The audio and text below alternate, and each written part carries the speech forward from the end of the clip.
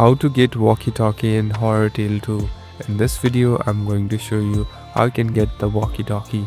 First of all, open the application. So as you can see, I'm already inside the game. So this is the location of the farm.